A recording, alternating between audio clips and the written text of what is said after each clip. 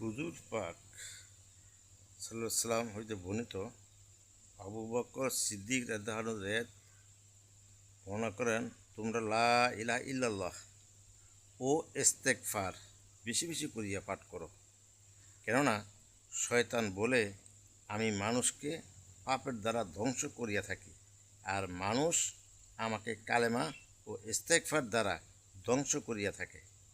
আমি যখন দেখি যে আমার এই চক্রান্ত তাহাদের কোনো ক্ষতি করে না, তখন আমি তাহাদিওকে খায়েশ, নফস এবং বেদায়েতের দ্বারা ধ্বংস করিয়া দেই, যেহেতু তাহারা উহাকে হেদায়েত ও সবের কাজ বলিয়া মনে করে।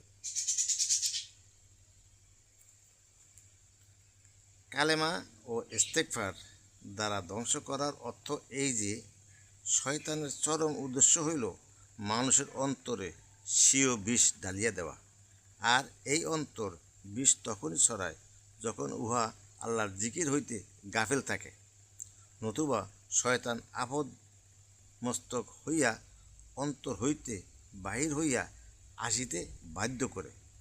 আর অন্তর পরিষ্কার থাকার একমাত্র উপায় হইল আল্লাহর জিকির। যেমন মেশকাত শরীফে আছে, প্রত্যেক জিনিসের জন্য রেত আছে, আর দলিলের রেত হইল আল্লাহর জিকির। তদ্রূপ ইস্তেগফার সম্পর্কেও বর্ণিত আছে, ইহা অন্তরের ময়লা ও মরিচিকা দূর করিয়া দেয়। আল্লাহ পাক আমাদেরকে হর হামেশা জিকির করার তৌফিক দান করুক। আমিন।